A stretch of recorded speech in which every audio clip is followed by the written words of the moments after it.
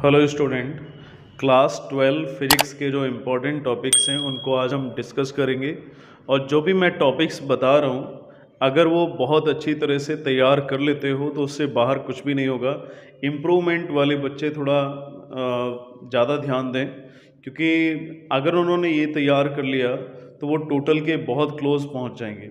अगर उनका टोटल 70 का है तो 70 मार्क्स तक ला सकते हैं। जितना मैंने टॉपिक्स हम एक्सप्लेन करेंगे उनको अगर तैयार कर लिया। कंपार्टमेंट वाले बच्चे भी बहुत अच्छा कर सकते हैं, क्योंकि उनको बहुत कम नंबर चाहिए होते हैं। नियर अबाउट 24-25 नंबर चाहिए होते हैं पासिंग के लिए, तो बहुत ईजिली आ सकते हैं अगर जो टॉपिक्स मैं बता रहा हूँ उनको तैयार कर लिया। चलो स्टार्ट करते हैं। चैप्टर नंबर जो फर्स्ट है वो इलेक्ट्रिक चार्ज एंड फील्ड है। उसमें कूलाम्स लॉ ये तो तैयार करना ही है, सुनते चलना। अगर कहीं स्किप भी हो जाता है, छूट भी जाता है, तो वीडियो को वापस कर लेना, फिर से देख लेना। Coulombs law electric field axial पे निकालना है और इलेक्ट्रिक फील्ड को इक्टोरियल पे निकालना है। ठीक है, डाइपोल के लिए इलेक्ट्रिक फील्ड इक्टोरियल और एक्सियल दोनों पे निकाल लेना। ठीक है, ये डेरिवेशन है, इंपॉर्टेंट है। उसके अलावा गॉस थ्योरम वाला टॉपिक काफ़ी ज़्यादा इम्पॉर्टेंट है। और गॉस थ्योरम में जो टॉपिक आता है उसके बाद गॉस थ्योरम से ही प्रूफ किया जाता है electric field due to infinite long wire. ठीक है, तो ये टॉपिक्स हैं कूलाम्स लॉ, एक्सियल और इक्टोरियल के लिए डाइपोल वाला, गॉस थ्योरम और इनफाइनाइट लॉन्ग वायर का। ये फर्स्ट चैप्टर का है। सेकेंड चैप्टर में इलेक्ट्रोस्टैटिक पोटेंशियल एंड कैपेसिटेंस में ये चैप्टर नंबर 2 है। इलेक्ट्रिक पोटेंशियल डाइपोल पे निकालना है और parallel plate capacitor. Electric potential dipole की वजह से देखना है। उसके बाद जो नेक्स्ट डेरिवेशन आता है वो पैरेलल प्लेट कैपेसिटर का। पैरेलल प्लेट कैपेसिटर में ही एक और टॉपिक ऐड हो जाता है, parallel plate capacitor inside the dielectric slab. Dielectric slab को उसमें इंसर्ट कर दिया जाता है पैरेलल प्लेट कैपेसिटर में, उससे एक और डेरिवेशन बनता है, वो भी इंपॉर्टेंट है। कॉम्बिनेशन ऑफ कैपेसिटर में जो सीरीज और पैरेलल कॉम्बिनेशन है उनको तैयार करना है। ये सेकेंड चैप्टर का हो गया। थर्ड चैप्टर में करंट डेंसिटी आता है। करंट डेंसिटी में वेक्टर फॉर्म ओम्स लॉ, ठीक है, जैसे J = सिग्मा × E आता है, उसको तैयार करना है। एक रिलेशन करना है, relation between internal resistance, EMF और वोल्टेज। जो रिलेशन निकल के आता है E = V + I r, ठीक है, उसको जरूर कर लेना। कॉम्बिनेशन ऑफ सेल का कॉम्बिनेशन सीरीज में और पैरेलल में, ये भी तैयार करना है। किरचॉफ्स लॉ बहुत ही ज़्यादा important topic. Kirchhoff's law 2 type के लॉ हैं, और एक तो करंट के लिए है और दूसरा वोल्टेज के लिए है। ठीक है, इसके बाद व्हीटस्टोन ब्रिज, इतना ही इस थर्ड चैप्टर में है। कौन कौन से? Vector form of Ohm's law, internal resistance, EMF और पोटेंशियल में डिफरेंस, कॉम्बिनेशन ऑफ सेल्स यानी series parallel, Kirchhoff law, Wheatstone bridge.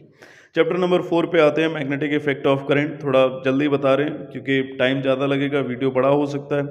Magnetic effect of electric current का जो फर्स्ट टॉपिक है बायो-सेवर्ट लॉ, ये बहुत ही इंपॉर्टेंट टॉपिक है। Magnetic field on the axis of circular loop. Magnetic field निकालना है axis of the circular loop पे, उसको एम्पियर सर्किटल लॉ, ठीक है, बहुत ही ज़्यादा इंपॉर्टेंट टॉपिक है। इसके बाद हम आगे चलते हैं। लॉरेंज फोर्स इंपॉर्टेंट है, और मूविंग कॉइल कैल्वनोमीटर, तो इसमें भी ज़्यादा टॉपिक नहीं है। बायो-सेवर्ट लॉ और मैग्नेटिक फील्ड निकालना है एक्सेस ऑफ सर्कुलर लूप पे, एम्पियर सर्किटल लूप है, लॉरेंज फोर्स है और मूविंग कॉइल कैल्वनोमीटर। ये जो जितने भी हम टॉपिक बता रहे हैं ये मैंने सेलेक्ट किए हैं। इसको सेलेक्ट करने में मुझे भी बहुत टाइम लगा, तो जितना भी ज़्यादा इम्पोर्टेंट हो सकता है, जितना भी लिमिटेड हो सकता है, उतना मैंने बनाने की कोशिश की है। इसी से मैच करेगा ये। मैं लास्ट कई इयर्स के एक्सपीरियंस के बेसिस पे बोल रहा हूँ। चैप्टर नंबर 5 पे आ जाते हैं, मैग्नेटिज्म में ज़्यादा कुछ करना नहीं है। Magnetic dipole moment of revolving electron. Magnetic dipole moment को निकालना है जब इलेक्ट्रॉन रिवॉल्व कर रहा है, जिसमें बोहर मैग्नेटॉन निकाला जाता है। ठीक है, याद आ गया होगा टॉपिक। अगर नहीं आ रहा है तो जहाँ पे बोहर मैग्नेटॉन लिखा हुआ है उसको ओपन करना और उस डेरिवेशन को तैयार कर लेना। हम लोग चलते हैं चैप्टर नंबर 6 पे।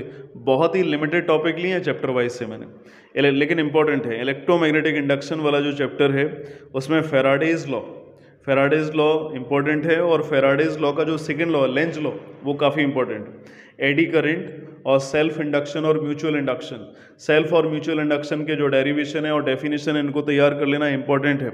आते हैं चैप्टर नंबर 7 पे, एसी अल्टरनेटिंग करंट और इलेक्ट्रिकल मैकेनिक्स। इसमें जो एलआर सर्किट होते हैं, सीआर सर्किट होते हैं, एलसी सर्किट होते हैं, एलसीआर सर्किट होते हैं, और जिसमें रिजोनेटिंग कंडीशन निकलती है। रिजोनेटिंग कंडीशन में आता है 1/2π√LR, ठीक है, फ्रीक्वेंसी के लिए, तो वो इंपॉर्टेंट टॉपिक है। इसके अलावा ट्रांसफार्मर, एसी में इतना ही करना है, एलआर, सीआर, एलसी और एलसीआर सर्किट, और इसके अलावा ट्रांसफार्मर, ठीक है। चैप्टर 7 हो गया, इतने टॉपिक कर लेना। चैप्टर नंबर 8 पे आते हैं। चैप्टर नंबर 8 वैसे ही काफ़ी छोटा है और इलेक्ट्रोमैग्नेटिक वेव चैप्टर का नेम है, और उसमें केवल एक टॉपिक करना है, इलेक्ट्रोमैग्नेटिक स्पेक्ट्रम।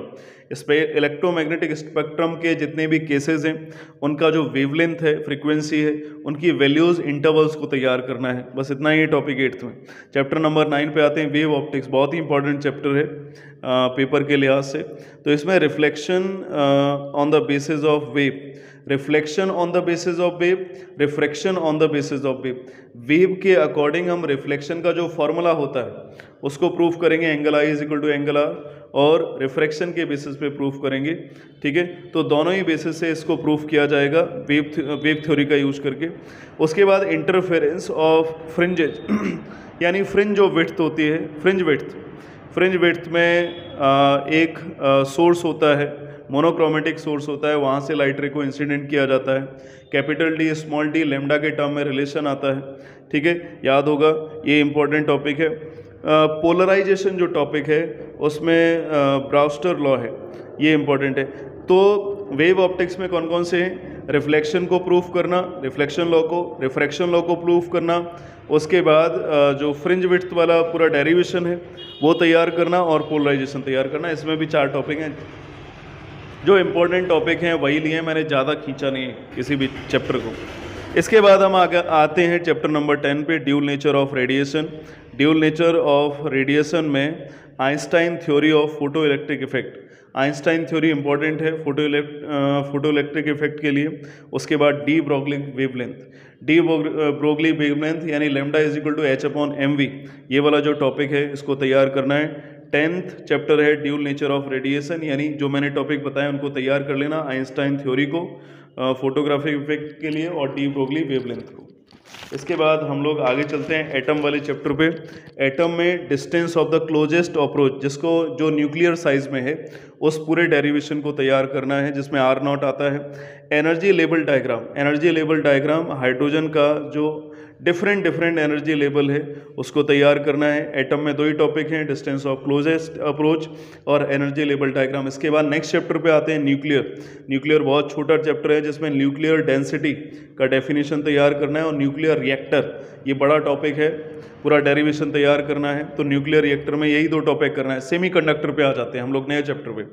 सेमीकंडक्टर में जैसा कि जानते हो पीएन जंक्शन और एनपी जंक्शन बहुत ही इंपॉर्टेंट टॉपिक है। इसके बाद हाफ वेव रेक्टिफायर और फुल वेव रेक्टिफायर, ये 2 पीएन जंक्शन एनपी जंक्शन एक टाइप हो गया, half wave rectifier full wave rectifier एक टाइप हो गया। उसके बाद जेनर डायोड इंपॉर्टेंट है, पीएनपी ट्रांजिस्टर ये इंपॉर्टेंट टॉपिक है। तो सेमीकंडक्टर में इतने टॉपिक करना है, PN, NP, half wave, full wave, zener diode और पीएनपी ट्रांजिस्टर। अब हम लास्ट चैप्टर पे चलते हैं, रे ऑप्टिक्स पे। रे ऑप्टिक्स में रिफ्लेक्शन और रिफ्रैक्शन तो आना ही चाहिए, ये 10th क्लास में सब बच्चों ने पढ़ा है। Concave mirror, convex mirror, concave lens, convex lens, इनके केसेस तैयार करना है, ठीक है। मिरर फार्मूला, लेंस फार्मूला, ठीक है, ये तैयार करना है, इनके न्यूमेरिकल बनेंगे। इसके अलावा TIR, टोटल इंटरनल रिफ्लेक्शन, ये इंपॉर्टेंट टॉपिक है। लेंस मेकर फार्मूला बहुत ही इंपॉर्टेंट टॉपिक है, ठीक है, लेंस मेकर फार्मूला को तैयार कर लेना। Refraction through the prism, refraction through the prism यानी प्रिज्म के थ्रू जो रिफ्रैक्शन होता है उससे जो रिजल्ट आते हैं डेविएशन के लिए, उनको तैयार करना है। माइक्रोस्कोप में 2 टाइप आते हैं, एक तो सिंपल माइक्रोस्कोप आता है, एक कंपाउंड माइक्रोस्कोप आता है, इसके अलावा टेलीस्कोप आता है। इतने टॉपिक तैयार करना है। रे ऑप्टिक्स में क्या क्या करना है? रिफ्लेक्शन, रिफ्रैक्शन पूरा टॉपिक करना है, TIR को करना है, लेंस मेकर फार्मूला करना है और रिफ्रैक्शन करना है ग्लास प्रिज्म के लिए। इसके बाद माइक्रोस्कोप के दोनों type, simple microscope, compound microscope और लास्ट टॉपिक टेलीस्कोप। इतने टॉपिक को करना है सबको। तो ये सारे टॉपिक तैयार कर लो और मैं चैलेंज देता हूँ कि इससे बाहर नहीं आ सकता। जितने भी टॉपिक आएंगे वो इसी से रिलेटेड आएंगे, तो ये पूरा तैयार करो। इम्प्रूवमेंट वाले बच्चे ज़रूर तैयार कर लें, क्योंकि वो टोटल के बहुत क्लोज जाना चाहते हैं, क्योंकि उनका एक्सपेक्टेशन यही है कि हम बहुत अच्छे नंबर ले आएँ, इसीलिए वो इम्प्रूवमेंट एग्ज़ाम दे रहे हैं। ठीक है, ओके, थैंक यू।